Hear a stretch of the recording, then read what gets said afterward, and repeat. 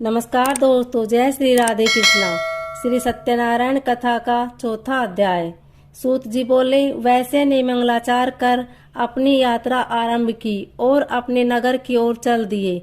उनके थोड़ी दूर चलने पर एक दंडी वेशधारी सत्यनारायण ने उनसे पूछा, हे साधु, तेरी नाव में क्या है? अभिमानी वणिक हंसता हुआ बोला, हे दंडी, आप क्यों पूछते हो? क्या धन लेने की इच्छा है? मेरी नाव में तो बेल और पत्ते भरे हुए हैं।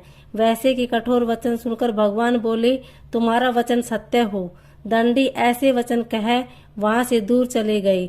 कुछ दूर जाकर समुद्र के किनारे बैठ गए। दंडी के जाने के बाद साधु वैसे ने नित्य क्रिया के पश्चात नाव को ऊंची उठते देखकर अचंभा किया। अचंभा माना और नाव में बेल पत्ते आदि देख वह मूर्छित हो जमीन पर गिर पड़ा। मूर्छा खुलने पर वह अत्यंत शोक में डूब गया। तब उसका दामाद बोला कि आप शोक न मनाए, यह दंडी का श्राप है, इसलिए हमें उनकी शरण में जाना चाहिए, तभी हमारी मनोकामना पूर्ण होगी।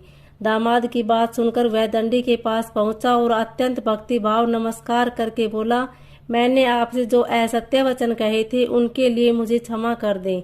ऐसा कहकर महान शोकातुर रोने लगा।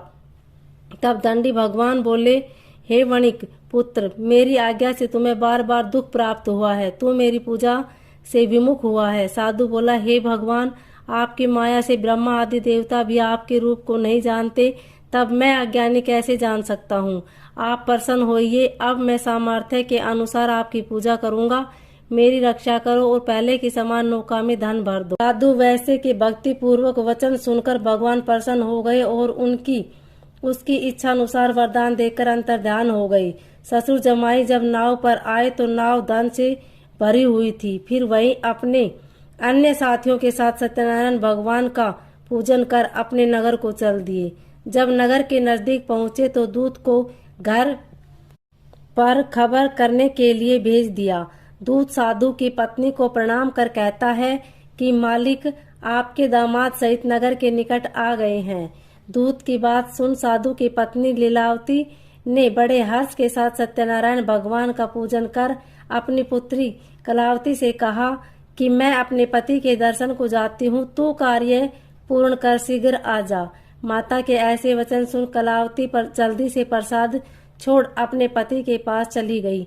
प्रसाद की अवज्ञा के कारण श्री सत्यनारायण भगवान रुष्ट हो गए और नाव सहित उसके पति को पानी में डुबो दिया। कलावती अपने पति को वहां न पाकर रोती हुई जमीन पर गिर गई। नौका को डूबा हुआ देख वह कन्या को रोता देख साधु दुखी होकर बोला कि हे प्रभु, मुझसे तथा मेरे परिवार से जो भूल हुई है उसे क्षमा करें।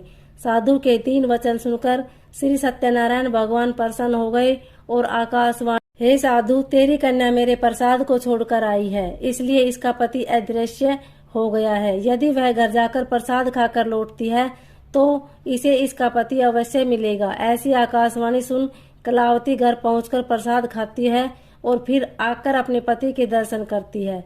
उसके बाद साधु अपने बंधु बांधवों सहित श्री सत्यनारायण भगवान का विधि विधान से पूजन करता है। इस लोक का सुख भोग वह अंत में स्वर्ग लोक को जाता है। इति श्री सत्यनारायण व्रत कथा का चौथा अध्याय संपूर्ण हुआ। बोले श्री सत्यनारायण भगवान की जय।